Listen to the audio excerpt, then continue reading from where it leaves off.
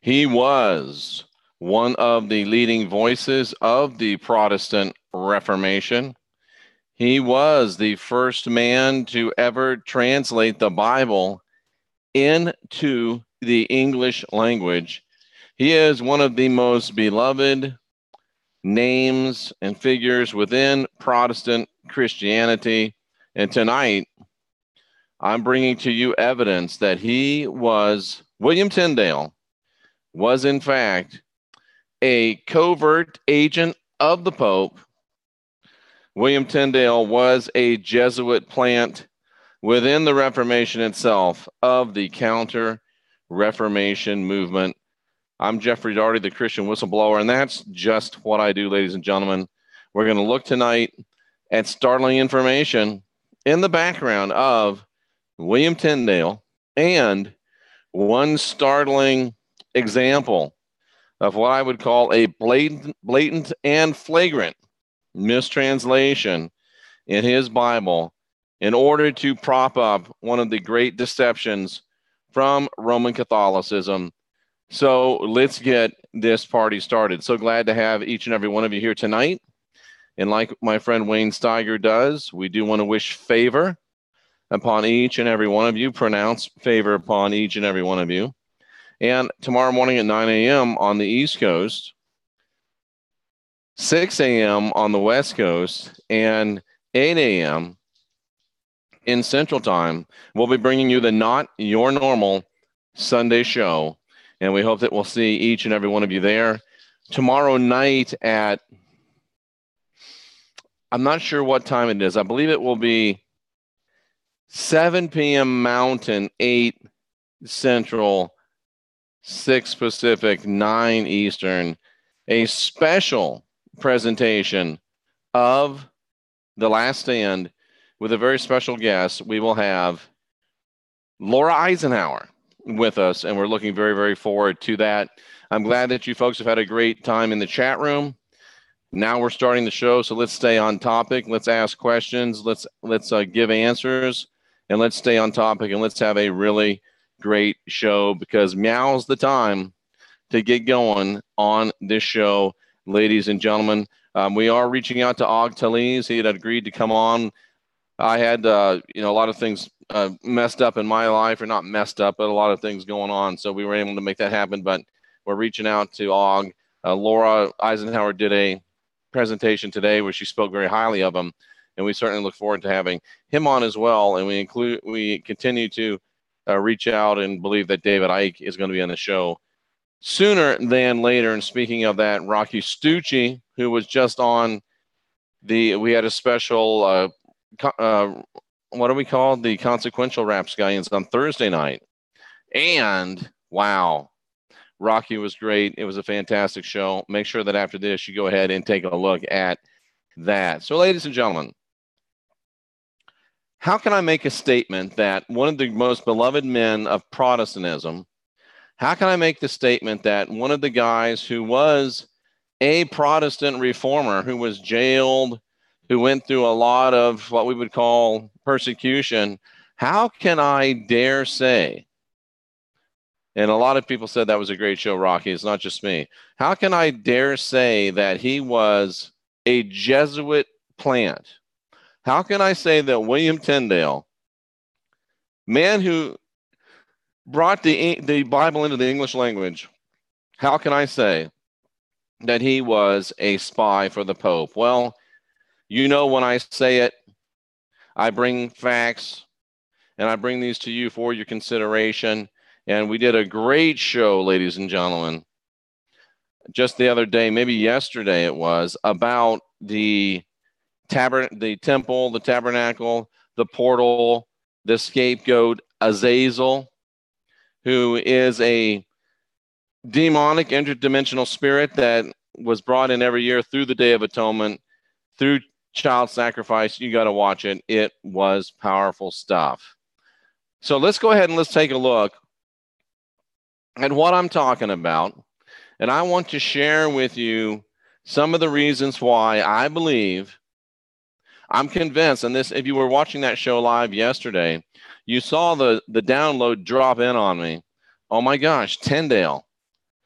was a Jesuit plant. And it's funny, Amanda B. from Australia asked me before the show, I saw it, Amanda, but I didn't respond, if I knew who Martin Luther was. Of course, I do know who Martin Luther is. He's the purported leader of the Protestant Reformation, but I got another one of those itchy spots, folks.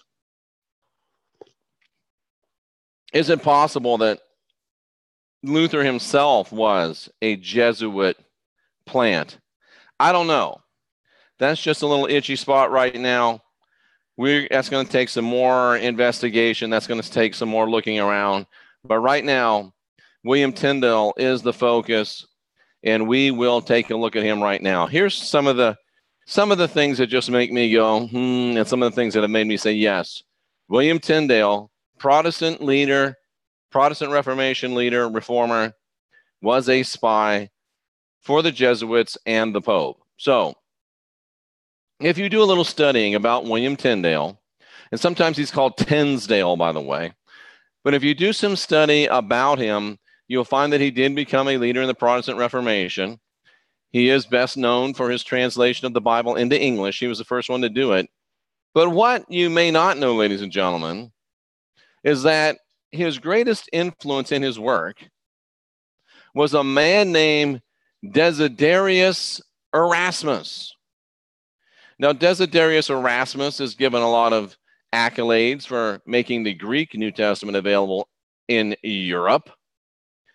But it's interesting to note that Desiderius Erasmus, ladies and gentlemen, Desiderius Erasmus was originally trained as a Catholic priest. So let me get this straight. The most powerful influence in the life of William Tyndale was a Catholic priest. Just makes me wonder a little bit. As I continue to study his background, I see that Tyndale's English version of the Bible was the first one to restore the name of Jehovah to the text. Jehovah is a monstrous amalgamation. Any linguist knows that it is absolute stupidity. It's the consonants of the Hebrew, the vowels of the Greek, combined into a monstrous linguistic amalgamation that serves only to further Jewish superstition that the name of God should not be pronounced. And I have to ask you, ladies and gentlemen, why would a man whose supposed claim to service is the translation of the Word of God, quote unquote, into English, why wouldn't he go out of his way to include an absolute preposterous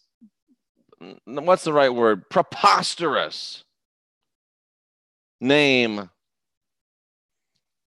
into it?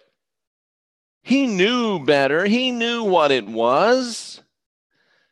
So not only was he tutored and schooled and has his greatest inspiration, a Catholic priest, he also restored the monstrous amalgamation of Jehovah into the English Bible, the Bible that was used by the Protestant Reformers. And by the way, ladies and gentlemen, Tyndale's Bible became the first Bible to be able to take advantage of the printing press. Ladies and gentlemen, the printing press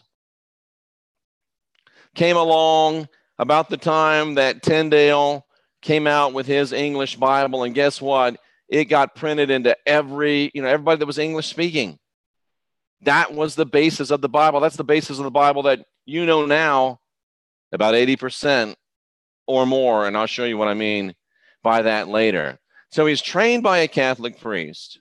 He restores the monstrous amalgamation, monstrous linguistic amalgamation of Jehovah into the scriptures, knowing better. I'm nobody's linguist. I'm no cunning linguist, but I know that.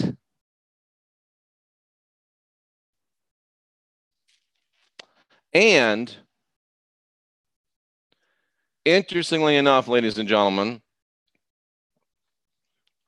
when it came time to create the King James Version of the Bible, which was created by 54 dudes handpicked by King James because they all agreed with him, none of them had any expertise in language. None of them, they didn't study the most ancient documents. They had a job to do, and they did what they were told to do. And Sir Francis Bacon had the manuscript for a year before it was ever published. Who knows what the heck he did with it? But he certainly was known as many things, but a scholar of Greek and Hebrew were not among them. But interestingly enough, when the King James Version was published in 1611, ladies and gentlemen, the New Testament of the King James Version is 83% the Tyndale version of the Bible. The New Testament of the King James is 83% identical to the Tyndale version of the Bible. The Old Testament is 76% identical to the Tyndale version. And isn't it interesting that my estimations of dung to diamond are very close to the 83%, 76%. Let's say it's 85. You add those two together, you come up around 75% as an average. And that's about what I say, 75 to 80% of the Bible, both Old and New Testaments, is dung. And there is some diamonds that make up the other portion of that. So his translation of the Bible, first to be printed in English, is the basis for the King James Version, which we know is a travesty. Responsible for putting the name Jehovah into the Bible forever and ever and ever, which we know is, I'll say it one more time, a linguistic, monstrous amalgamation that he should have known better. So all these things make me go, But here's the thing that really makes me go, and I want to share this with you because it comes directly out of the Hebrew scriptures. Again, remember, 86% of the Hebrew scriptures, the Old Testament in the King James, is directly from the Tyndale version. And I want to show you this right here. We talked about this yesterday. I'm going to put this link in the box below. This word right here, scapegoat, where Aaron cast lots for Yahweh, Jehovah, Marduk, rat bastard, the Lord, and one for the scapegoat. I want to look at this word scapegoat. This word was first rendered scapegoat by, I'll give you 3 guesses by whom it was that rendered this word scapegoat. It was never scapegoat until this man's version of the Bible, which was the first English version, came out. I'll give you 3 guesses. The first 2 don't count. Take your time. You're right. It was William Tyndale who translated this word as scapegoat. Well, as we see in the original, go the other way, Jeff. As we see in the original interlinear, the original Hebrew, the word is not scapegoat at all. The word is, in fact, a proper name, and that proper name is Azazel. And I was talking to Halo Marquise about Azazel last night, and Halo will be on the program with me on Monday early afternoon. So, wow. Laura Eisenhower on Sunday, Halo Marquise on Monday, Last Stand on Monday. I'll also be on the Power Hour radio show Monday evening. Ooh, a lot of stuff going on. So this is a name of a being, Azazel. So why would Tyndale, supposedly linguistic scholar, want to take out a name, Azazel, and put in scapegoat?